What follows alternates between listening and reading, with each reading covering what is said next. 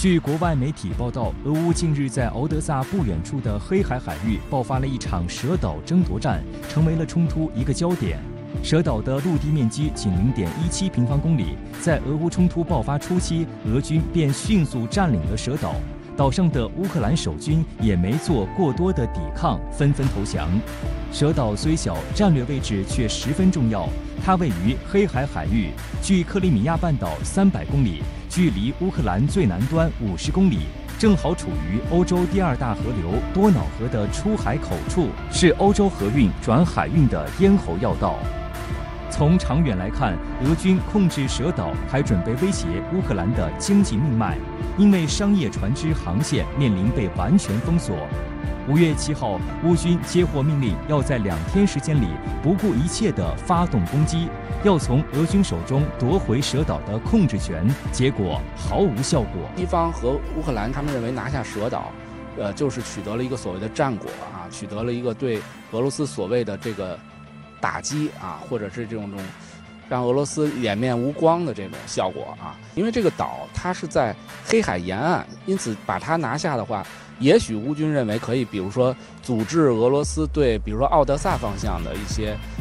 援助啊，这个支援和攻击，然后可以保证乌克兰方面，也许他认为是不是有可能今后对他夺回这个黑海沿岸一些目标啊有一些帮助。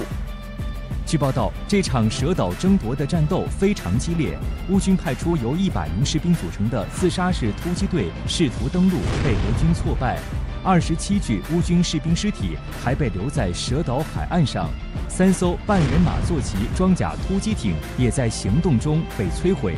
另据俄军公布的消息，此次抵御乌军突袭的行动还击落了乌军的4架固定翼飞机、3架 TB2 无人机、4架武装直升机和1艘突击登陆艇。当然，这次看的话，那么双方都有损失啊。乌军损失更大一些，有人员伤亡，损失了战斗机、直升机；俄军也有，包括被 TB2 击落的这个直升机。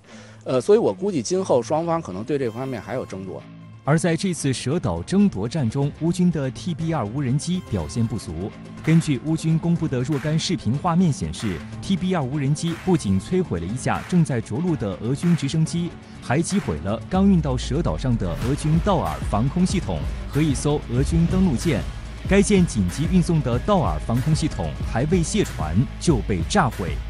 比如它的飞行高度大概5000多米，这个高度实际上让俄军的一些武器很尴尬。就是说，有些高炮打不到，有些导弹呢，也许能打到，但是还不一定能打中，啊，即使打中了，可能交换比也不合适，因为导弹可能很贵，啊，总之吧，就是没能全部消灭，这个就造成了一些隐患。就是说你没有击落的话，那么它毕竟是无人机，可能通过观瞄设备上面还有那个制导炸弹，可能就会对俄军造成一些损伤啊。但是我觉得靠这款无人机能完全扭转战争的局势也是不现实的。有俄罗斯军事专家认为，虽然乌军这次行动遭受重创，但有迹象显示，乌克兰正向敖德萨附近运送美制 M777 榴弹炮和精确制导炮弹。这些现代化火炮的射程可以覆盖蛇岛上的俄军阵地，未来不排除乌军再次发动进攻的可能。评论员秦真也分析表示，蛇岛面积狭小，易攻难守，又远离克里米亚和俄军其他控制区，蛇岛的争夺还会继续。不过，乌军的胜算并不大。蛇岛是一个很小的岛，大概几个足球场面积大。它是一个叫易攻难守，而且俄军拿下它之后，毕竟要输送很多的平时的支援的物资啊等等，包括直升机啊，